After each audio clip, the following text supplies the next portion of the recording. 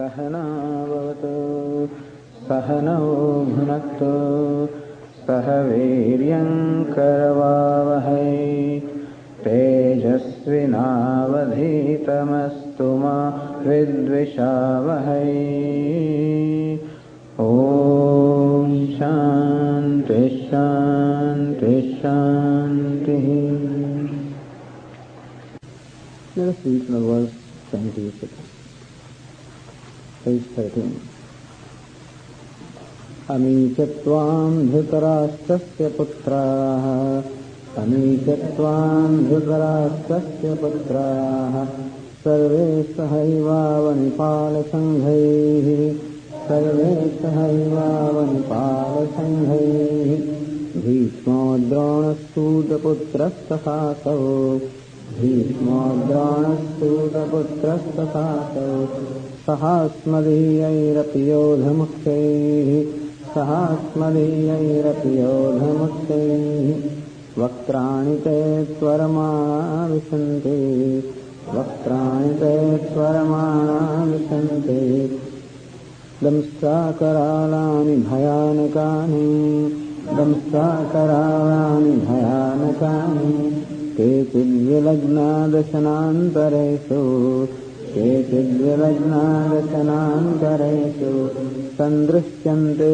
चूर्णितैरुत्तमाङ्गैः सन्दृश्यन्ते चूर्णितैरुत्तमाङ्गैः यथा नदीनां बहवोऽम्बुवेगाः यथा नदीनां बहवोऽम्बुवेगाः समुद्रमेवाभिमुखा द्रवन्ति समुद्रमेवाभिमुखा द्रवन्ति तथा तवामि नरलोकवीराः तथा तवामि नरलोकवीराः विशन्ति वक्त्राण्यभिविज्वलन्ति विशन्ति वक्त्राण्यभिविज्वलन्ति यथा प्रदीप्तं ज्वलनं पतङ्गाः यथा प्रदीप्तं ज्वलनं पतङ्गाः विशन्ति नाशाय समृद्धवेगाः विशन्ति नाशाय समृद्धवेगाः तथैव नाशाय विशन्ति लोकाः तथैव नाशाय विशन्ति लोकाः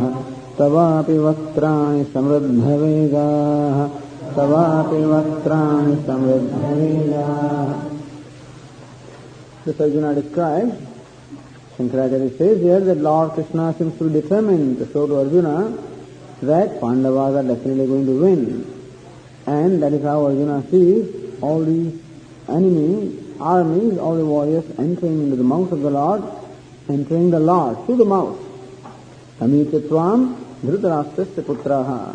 I see all these sons of Dhritarashtra, sarve sahaivavani parasangaihi, along with all the kings and warriors, Bhishma, Drona, Sutaputras, Tathasau, and also this great Bhishma, and Drona, and Karna, all of these, Asmadiyaihi api yodhamuksaihi saha, along with our major warriors also, Vaktrani te tvaramana vishanti, rapidly they are all entering your mouth. What kind of mouths are there? Damstra karalani bhayanakani. Your mouth is look fearful, frightening mouth, and very ugly because of the protruding canine teeth. They are all entering these mouths of yours. And I can see also, kechid vilagnaha, and you are masticating them all, and I can see many of them stuck between the spaces between your teeth. Sandrishyante chunite rittamangaihi. The heads are all crushed under your teeth, and I see them all stuck between your teeth. And the comparison is given here, yatha nadinam bhavom vegaha, just as many currents of the water, many currents of the river water, samudrameva abhimukha dravanti, how many currents of the water, which are rivers, rush rapidly towards the ocean. Tatha similarly also, naraloka viraha, similarly also these greatest of the warriors, tava bhaktrani visanti, all of them also enter rapidly into your mouth, abhivijjalanti, those mouths which are all because of their resplendent or fire, so emitting fire, so they enter your mouths emitting fire. Yasa pradiptam jvalanam patangaha. And also another example is given here, another comparison is given, Yatha pradiptam jalanam patangaha. Just as all these moths also rapidly rush towards the fire, samudra vegaha. They gather the speed and rush into the fire for their own destruction. As though the moths seem to just invite their own destruction, in a manner similar to that, all these people also, I find, they're all rushing and entering your mouths, the jaws of death, for their own destruction. So all this is happening. So Arjuna sees directly what is called death or destruction. And you can imagine, of course, this looks sort of unreasonable, the people should really rush into the mouth of the death. But imagine, understand that this is a cosmic form where time and space and everything is compressed. Suppose our lifetime was to be compressed, our lifetime of 100 years to be compressed in 1 minute, imagine. Sometimes you see these kind of, the photographs. Sometimes they take a series of pictures of a bud blossoming into a flower, which may take perhaps a few days. And then they rapidly show all these pictures. You can see the flower just blossoming like that in a few seconds. Similarly, also imagine our whole lifespan compressed into a minute or something like that. Then how would it look like? I'm born, I'm just rushing towards from womb to the tomb. That's what it will look like. And so the creatures, and then after all, let's say, we're talking infinite time also. The time that we're talking about and space are all infinite. In infinite time, what is the lifespan of a human being? Of 100 years, 80 years? Nothing. And thus Arjuna sees them all rushing into, as though that's the only purpose for which they are born, looks like, The only purpose for which these are born is to rush towards the death. And what is the Lord doing when all this is happening? When all this course of people are just entering rapidly into the mouths of jaw, what is he doing? So that is described in the next verse, the 30th verse. Lelishyase grasamanas samantad, lelishyase grasamanas samantad, lokan samagran vadanair jvaladbhihi, lokan samagran vadanair jvaladbhihi, tejobhirapuya jagat samagram, tejobhirapuya jagat samagram, bhasastavograh pratapanti Vishnu, bhasastavograh pratapanti Vishnu. Lelishyase grasamanas samantat, samantat grasamanah, and you completely swallowing them from all directions, because his face, mouths are everywhere, and therefore all these fellows are entering, swallowing them from all the directions. Where? Vadanaihi jvaladvihi, with a burning mouth, you are swallowing them, devouring them from all the directions. And doing what? Licking your face. So, licking your lips. When do you lick your lips? When you are enjoying something very delicious, I guess, So this is what Arjuna finds. This is a play of kala, this is a play of time, the play of death. That is exactly what he sees in front of him. That I find you, O Lord, licking your mouth, licking your lips, and devouring them from all sides with your burning mouths. Tejo bhirapuri jagat samagram, tejo bhi samagram jagat apuya, engulfing the entire world with your flames. Bhasastavo to ugraha bhasaha, your cruel or flames, ugraha, means your scorching flames, Pratvanti Vishnu, O Lord, you are in fact scorching the whole world. By the flames that are emerging from your mouth, you are scorching the whole world. He is Vishnu, he addresses him as Vishnu. The derivative meaning of the word Vishnu is Vedeshiti Vishnu. So one that is all pervasive, that's called Vishnu. Although Vishnu is the name of the deity, the preserver. But here he sees Vishnu as a destroyer. It's all the same. The creation, sustenance, destruction is going on simultaneously. Although we say there is a Trinity, and Brahma is the creator, Vishnu is the preserver, and Rudra or Shiva is the destroyer. But it's not that someday Brahma created and now he is. Also we find that all these deities, all these devatas are always performing penance. They don't seem to be doing anything, really. Vishnu also is supposed to be preserving this world, you can imagine. Even maintaining one home, just administering and maintaining and managing one home also, household, you know how much it takes? Let alone an establishment, let alone an ashram, let alone an organization, let alone a country. How about the whole universe? What a stressful job it must have been. And what is this the Lord Vishnu doing while maintaining the world? What is he doing? He is reclining on his serpent bed with his eyes half closed in what they call yoga nidra. And what is Brahma performing his penance? Brahma the creator, what is he doing? He is also in meditation in these lotus feet. And what is Shiva doing? Also in Kailasa, always in meditation. So these gods are always in meditation. When are they doing their job? No? But they seem to be doing their job all right. The idea is that they don't need to do anything. They need not even bat an eyelid in order to do what they have to do, because if they had to. Swamiji says that if Lord Narayana had to go to office in order to administer this world, then someday he will require also a sick leave or something like that. Someday he will require a day off or he will need vacation. That time what will happen? The whole world will come to a halt. So that's the fact that shows that all of this is happening merely by the presence. It is not that someday Brahmaji created the world and then he has left it.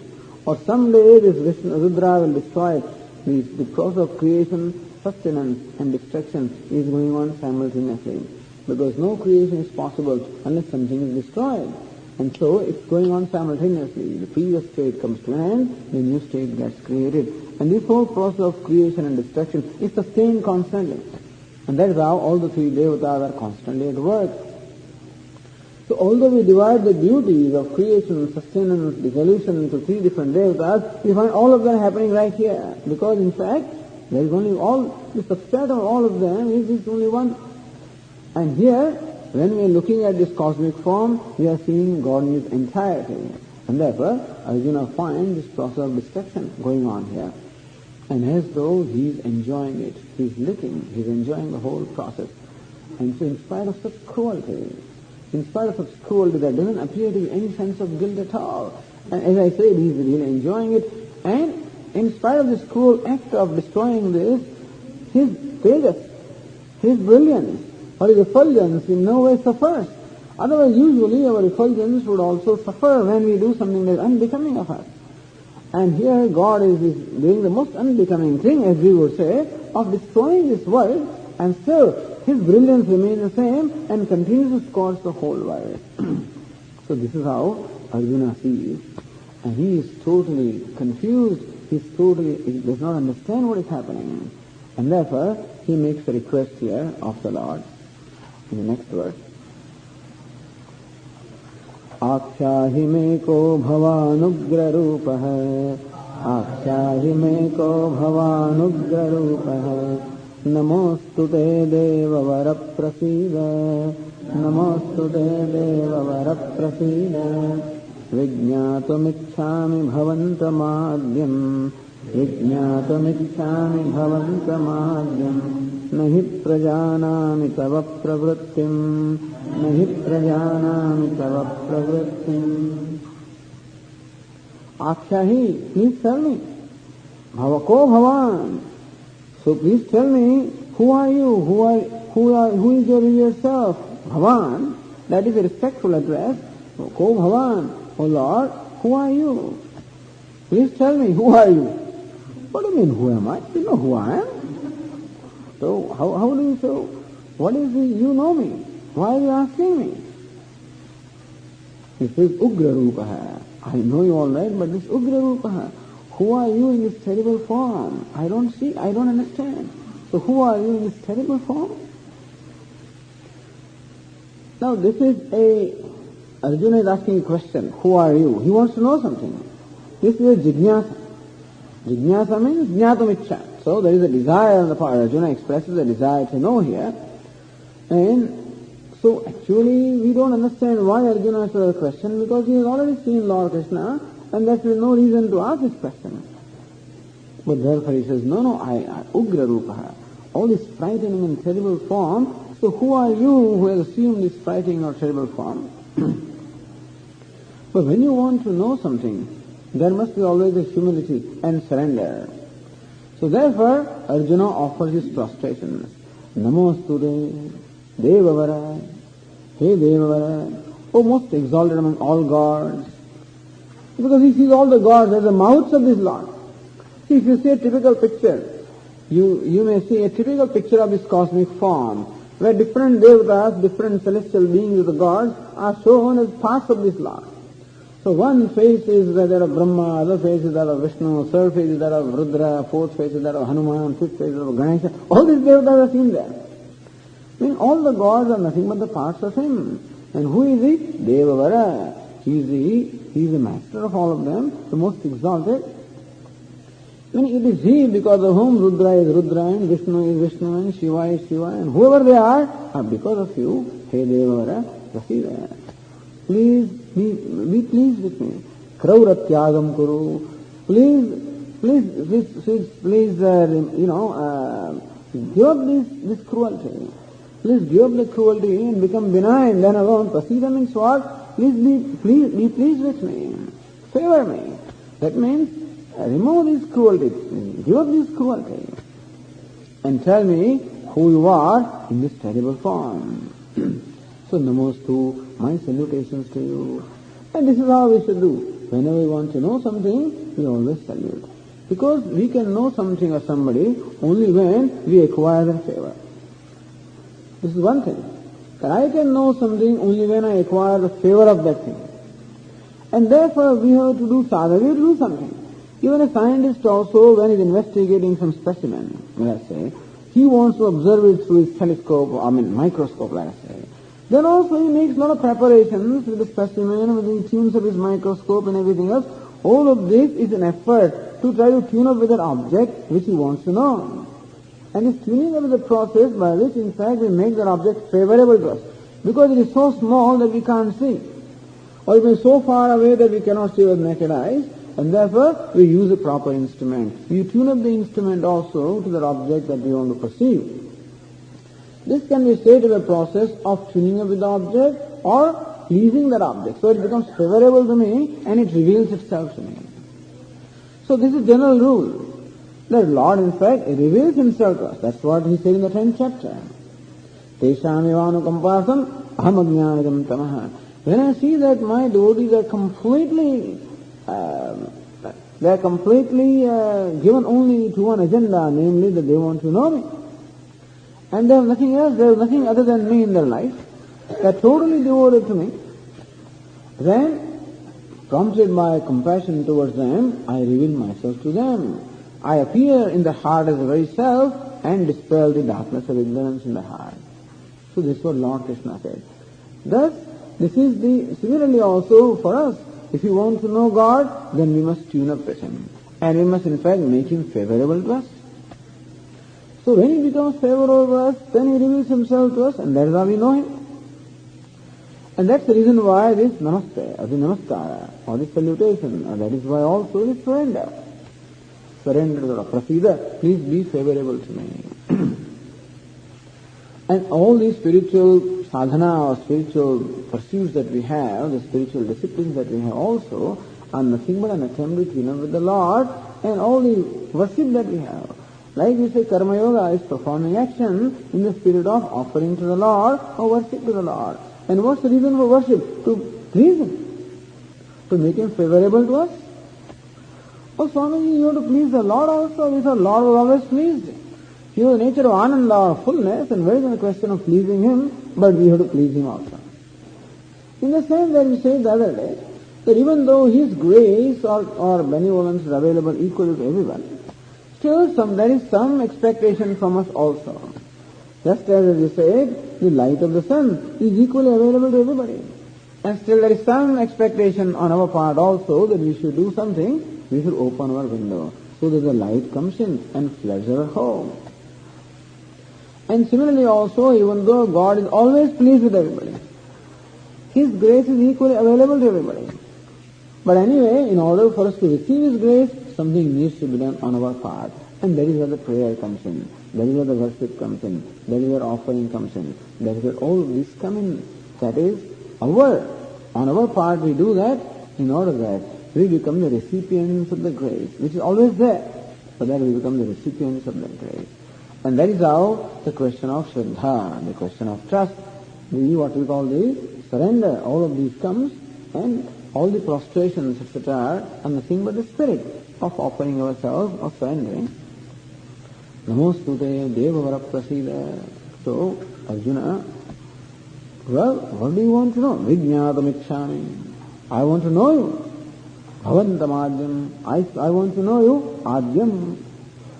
So, Adyam meaning the one who is the very first one. I can see that you are the very cause of the whole creation, and therefore, Adyam is the very first one. The one who obtains right in the beginning. The cause is that it obtains before the effect. The whole universe is a creation, is an effect. And the very cause is that which obtains even before the creation. So you are the one that obtains before the creation. You see, Lord Narayana is said to be reclining on a serpent bed. The name of the serpent, or name of that cobra, is Ananta. It is also called Sheshanaga. You know, Shesha. Shesha means residue. So what is residue? When the whole creation also is dissolved, what remains is the residue. There is substratum, which doesn't dissolve. That is the residue upon which, or the platform upon which, this whole process of creation, sustenance, dissolution takes place. Therefore it is called Adyam, Adibhavam, the one that obtains right in the beginning, one that is the very cause of the creation, from whom the whole universe has emerged, by which the universe is sustained, unto which the whole universe goes back. So, I want to know you, that you are. What is this? I am right in front of you. You know me. What is the reason why you are asking this? Nahi prajanami tava pravrittim. I know that you are Lord Krishna, I know that. And that you have taken this cosmic form to show me, that's all right. But then how come you appear before me in this such a frightening, terrifying form? What's the need for that? Nahi prajanami tava pravrittim. I do not understand your action, this pravritti, your action. So this gesture or this action on your part, that you have taken this kind of frightening form, I don't understand. Why all of a sudden it became like this? So when you appeared first before me in the cosmic form, such a pleasing and wonderful form it was, and how come you become so terrible now and frightening? I don't understand that.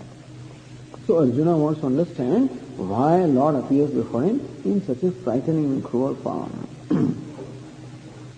And Lord Krishna replies to him. He himself tells, what for I have taken this form and why do I appear before you in this way?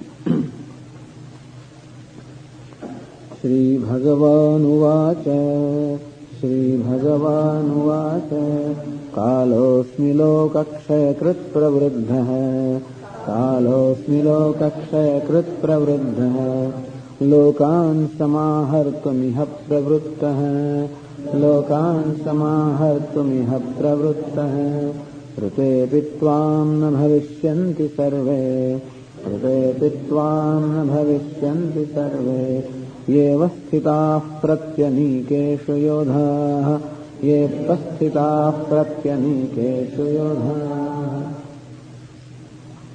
Lord Krishna says, Kalosmi, I am Kala. Kala means time, or Kala also means death. Hey, I am time, I am death. What kind of Lokakshaya Kruta? The destroyer of the lokas, the destroyer of the world. Here you know, the one that is present before you now, that I am the very time, the principle of time, the devourer of everything. Kalo Jagad Bhakshakaha. It is said elsewhere, this Kala, the time, is the one that devours the entire creation.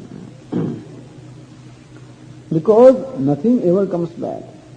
And so, Ayuhu Gacchati Pasyatam Pratidinam. Every day, even as we see, the life ebbs away.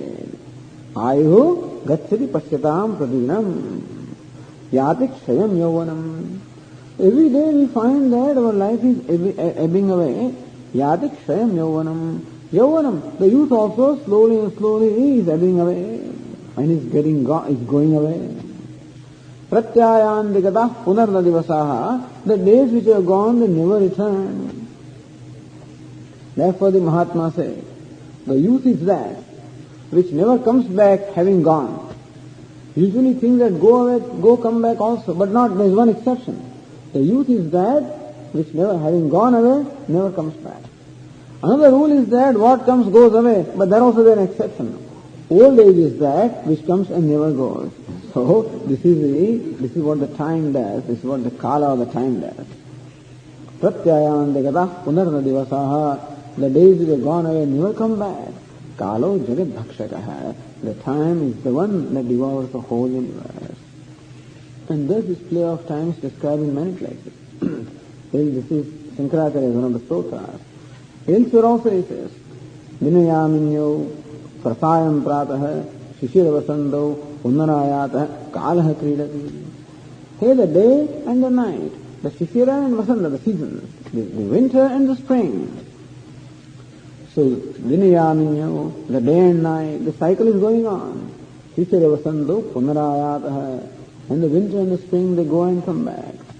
Kalah kridati, the time sports. Gatsati ayuhu, the life ebbs away. Lord Krishna says, I am the time, I am Kalaha.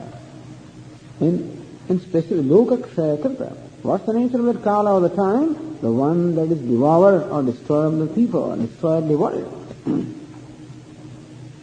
But that is okay, that's the general nature of time. But here, Pravruddha. At this time I have specifically grown, I have specifically expanded. Pravruddha. So the time all right, but right now I have become very intense because I am going to devour this in a short time. In 18 days I am going to devour all these hundreds of thousands fellows who are standing here. In 18 days I am going to devour them. And therefore, that very principle of time of the death also has become more intense at this time. So Arjuna, I am the time of the death in the intense form presented, standing before you. Then Arjuna asked him, I don't understand what for you are here. Lord Krishna says, Lokan samahartam iha pravruttah. I am here active. I am engaged in doing what? Devouring all these fellows who are here. Then Arjuna asked this question. Lord Krishna says, I am here to devour. Lokan samahartam, destroy all these fellows. But Lord, how can you destroy? I am the one who will destroy them. Arjuna says, how can you destroy unless I cooperate with you? So that's the reason why Lord Krishna has been asking Arjuna, Tasmat Uttishta, arise Arjuna, fight this battle, do this. So very often people believe that the purpose of Bhagavad Gītā is to teach Arjuna to fight. That's all Lord Krishna's agenda is, to motivate Arjuna to fight. Because Lord Krishna is an agenda. And that is what? He has come down to this earth in order to remove all this burden on the earth. The burden of the sinners who had accumulated that time, so he has come here to remove that burden. And for fulfilling the agenda, he naturally needs people. So Arjuna is chosen to do that. And therefore, many people interpret Bhagavad Gīta's message as it is meant to motivate Arjuna to fight the battle, kill this Kauravas, and so that the agenda of Lord Krishna can be fulfilled. So at this time when Lord Krishna said that I am the time, the destroyer of the world, and at this moment particularly I am present here in an intense form to destroy all of these fellows. Then Arjuna might ask this question, but Lord, how can you do that unless I cooperate with you? I have not yet accepted to fight. Arjuna said, Nayotse. Arjuna said, I am not going to fight. And still I don't know that I am going to fight. How are you going to kill them? So Lord Krishna says, Rute vitvam na bhavishyandi sarve. Here Arjuna, even without you also, none of these fellows will survive. Ye avasthitaha pratyanikeshu yodhaha. All these warriors who are standing here in confronting armies, so two armies are there, in opposing armies, all the warriors who are standing here, present here in the opposing armies, none of them will survive, even without you. That must be good statement for Arjuna to humble him, because Arjuna must have thought that I am the commander-in-chief, and I am the one who is going to destroy these fellows in my leadership. Arjuna, even if you are not there, none of them standing here in opposing, confronting armies will survive.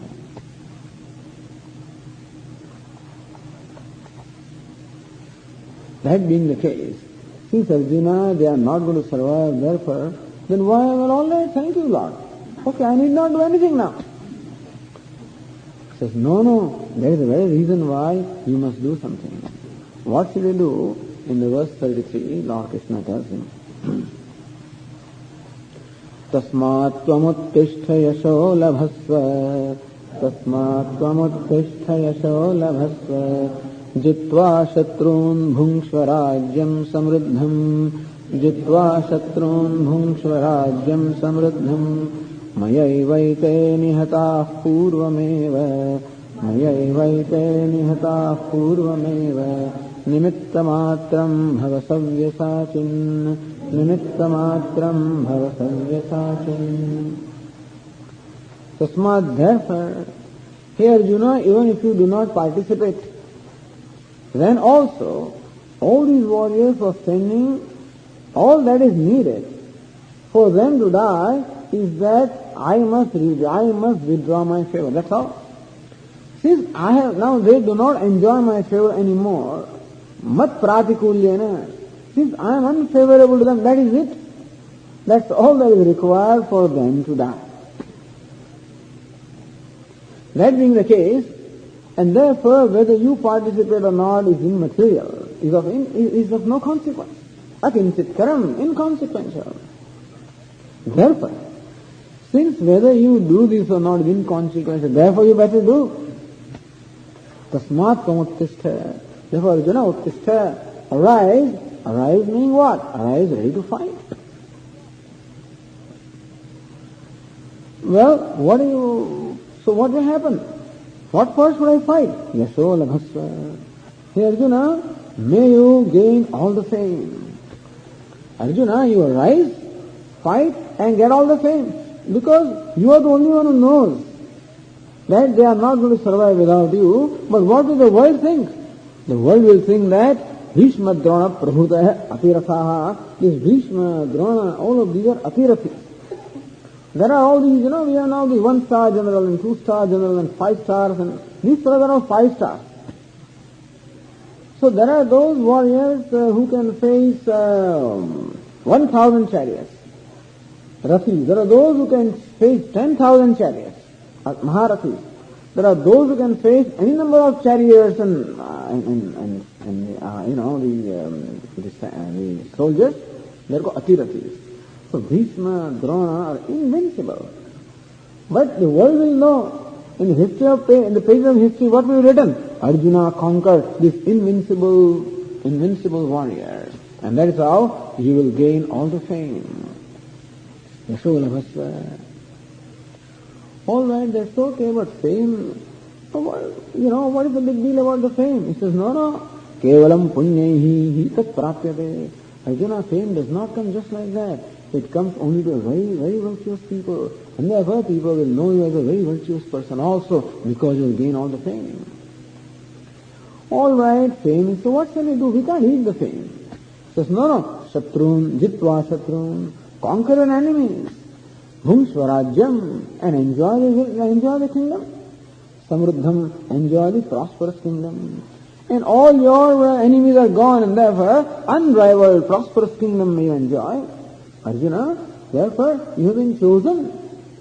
Understand that you are chosen to be the one to get all the fame, that you conquered all these invincible warriors.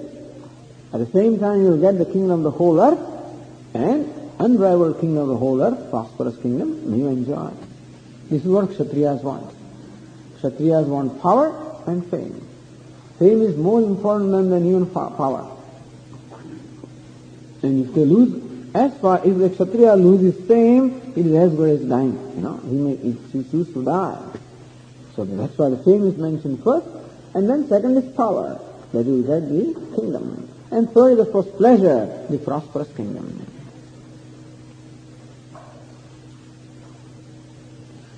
But then how can I ever win this battle? Lord, you say that I will win the battle, but the Bhishma, Drona, Karna, all of these are standing right in front of me. How am I to? So Lord Krishna says, Maya eva ete nihita purvameva. Maya eva ete purvameva nihitaha.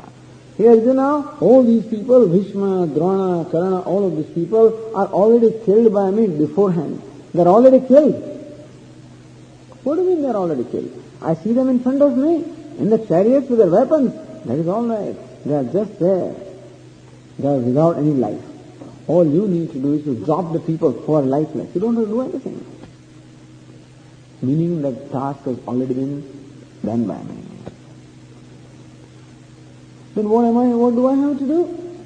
Nimittamatram bhava savyasachin. Hey savyasachin. Arjuna is specially addressed by this name, savyasachin. Savya means here the other hand, the left hand. Arjuna had acquired the skill of even shooting the arrows with his left hand. Not only with the right, that's how normally they do, but Arjuna could even shoot the arrows with the left hand also. He said, Sakin, nimittamatram bhava, become an instrument. Become an instrument. Or recognize that you are an instrument. It's not a matter of becoming. Recognize that you are an instrument. Understand, Arjuna, that it is I who always does things. I am the great Lord, and without my favor or without my will, not even a leaf can move. And then whatever happens in this creation happens because of my will. What is meant by nimittamatram? What is meant by become an instrument? Become an instrument means, here Arjuna, join your will into my will. That's all. That means that give up your individual will and identify with me. That means give up your identification with ego and identify with me. Whether you call God the order, whatever you call him, identifying with that. And looking upon oneself as merely an instrument or a vehicle for the manifestation of the order of the Lord. That would be an ideal way of living. This would be a karma yogi, who looks upon himself as an instrument of God. That I do not offer any resistance. Like a musician who has a musical instrument in his hand. And how that musical instrument cooperates? Whether it's sitar, it is violin, or it's tabla, those drums, they cooperate. They don't have the agenda of their own. And therefore, the musician has a freedom to bring out whatever kind of music he wants to bring out. And you know what this musician does, particularly these tabla fellows do, the drummer, you know what they do? Before they start playing on the tabla, you invariably see them with a hammer. These poor tabla, these poor drums, on one hand they are at the disposal of this musician. On the other hand, that fellow makes sure. I don't know what it is they're doing, but anyway. There is sitars and also. That means that the musical instrument has to make itself available to be tuned up also. If I am an instrument which is not in tune, then I must allow myself to tune up. That also Lord will do if I allow him to do. For that, this tabla or the drum must be prepared to have a little strokes of hammer. Or that string instrument must be prepared for tightening and whatever it is that takes. Similarly also, a devotee of the Lord must make himself available for a few little, strokes of the hammer, or for tightening of the strings, if the musician, that is Lord, considers it so necessary. And having tuned up, then that sitar or violin or whichever the instrument it is has no agenda of its own, but then it becomes a fit instrument in the hands of the musician, and the very best music can be brought out. Less tuned up I am, less distorted the music gets. And right now there is a distortion because of ahankara and mamakara. Ahankara, the I notion, the sense of individuality, the ego. I have my own personal agenda. Mamakara, this is mine. Raga, I like this. Dvesha, I do not like. And therefore, this I want to happen. I want this to happen. I do not want that to happen. No, suppose I want something to happen, but God wants something else to happen, then there is a clash here. That means then I offer a resistance into the scheme of things that the Lord may have. That means that surrendering here means surrendering our raga and dvesha, likes and dislikes. The ego is still there, but it is what we call an humble ego, which is surrender its likes and dislikes, its agraha, its insistences, its agenda to the Lord. That's an ideal karma yoga. And this comes from the knowledge. Arjuna had the first-hand knowledge. Of course, he was very fortunate. He had the first-hand knowledge he could see that it is Lord indeed who does everything, because he saw it.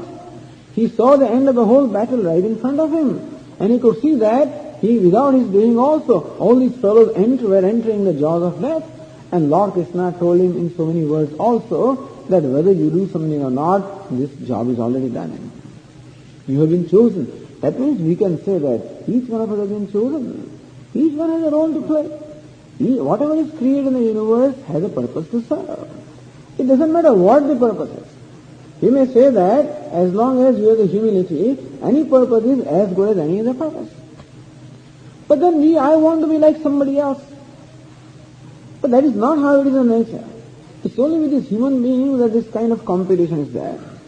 But in the nature, the sun does his own job. He's brilliant and illumines the whole world.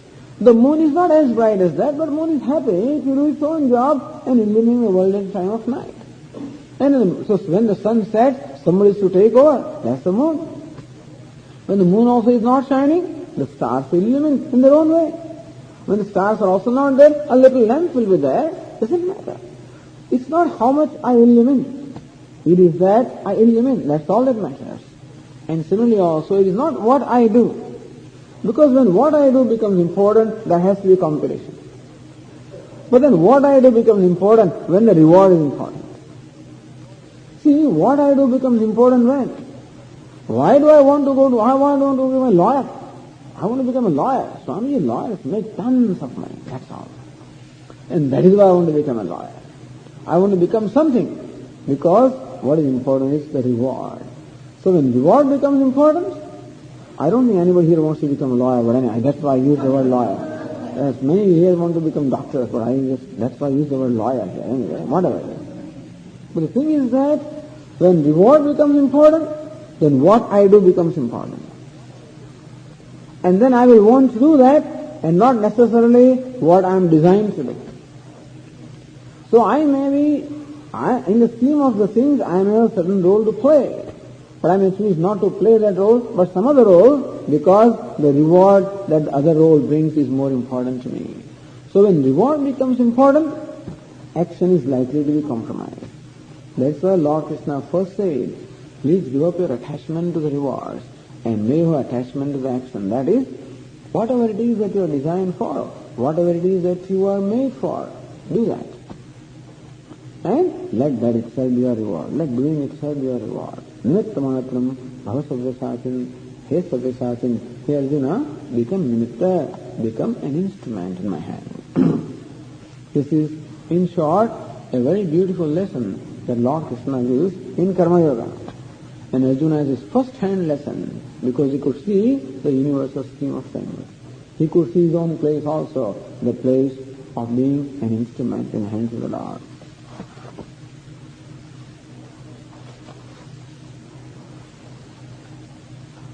Lord Krishna said earlier that all these people are already killed by me, and that is clarified in verse 34. Dronam cha bhishmam cha jayadrathan cha Dronam cha bhishmam cha jayadrathan cha Karnam tathanyanapi yodhaviran Karnam tathanyanapi yodhaviran Maya hatam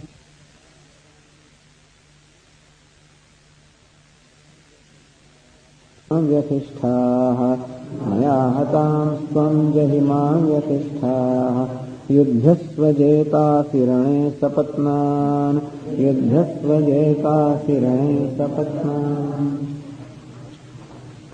So Lord Krishna specifically mentions those people from whom Arjuna had some apprehension.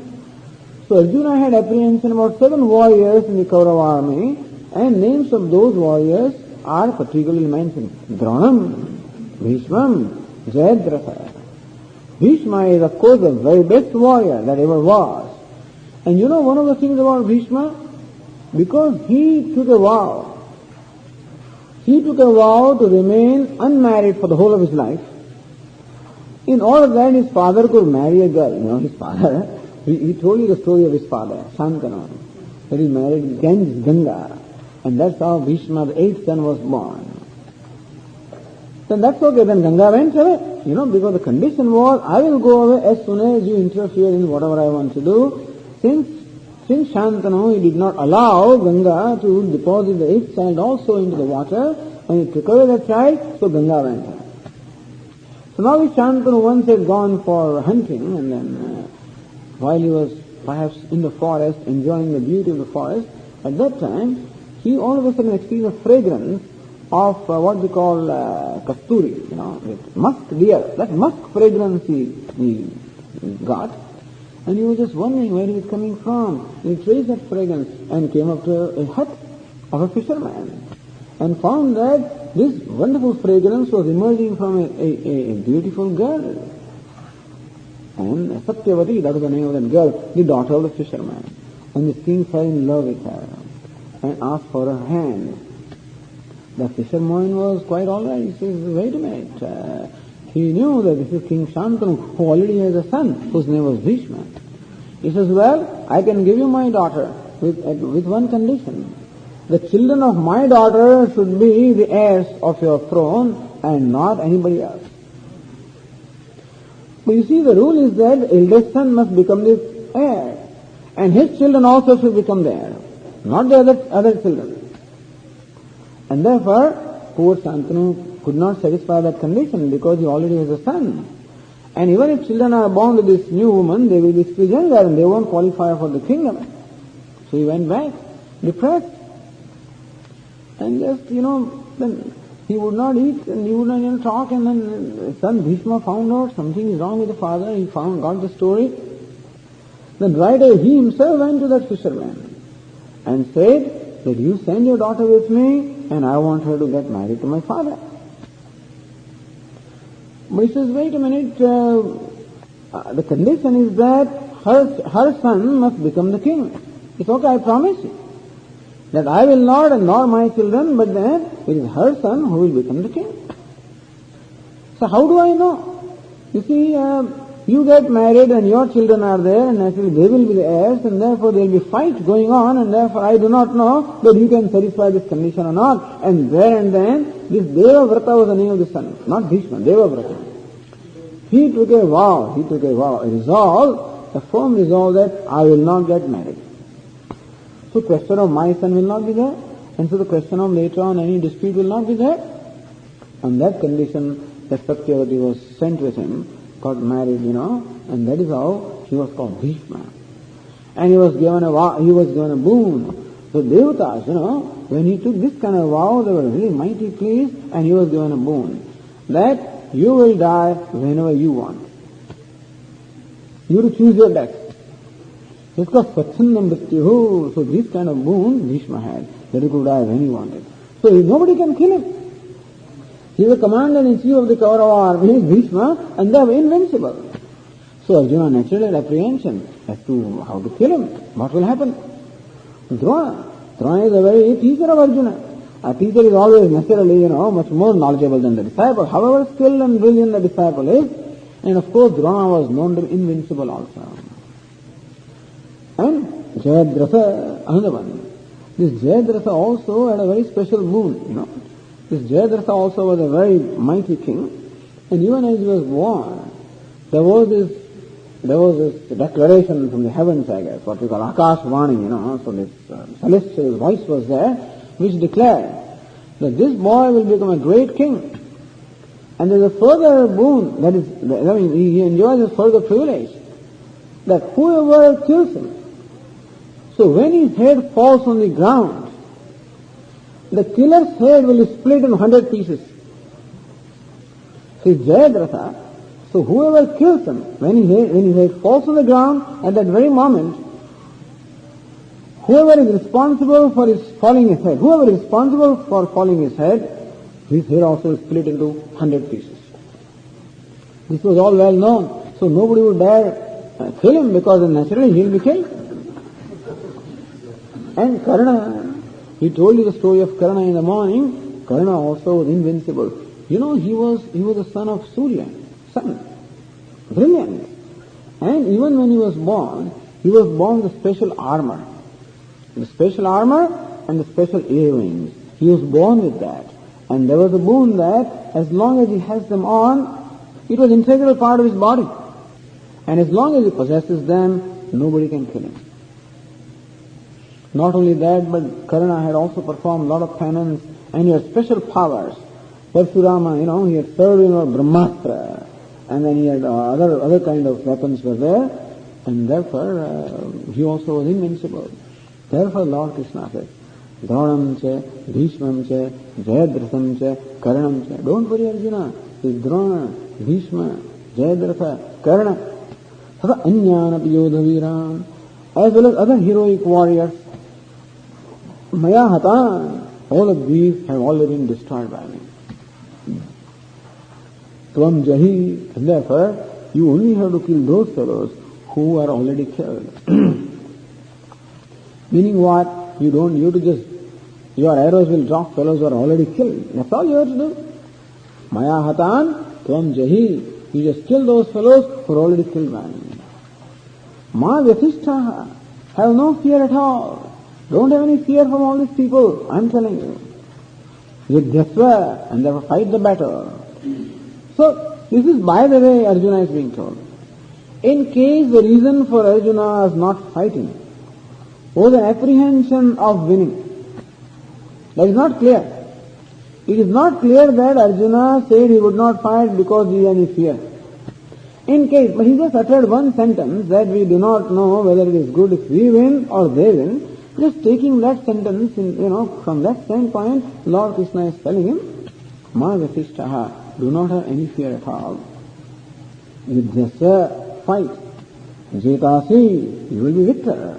Rane Sapatnan, you will be victor of all the enemies in the battlefield. And therefore, do not be afraid, fight this battle.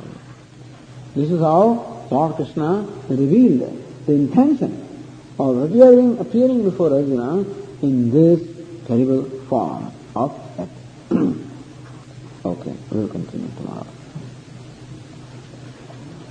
Om Purnamada Purnamidam Purnat Purnamudachyate Purnasya Purnamadaya Purnameva Vasishyate.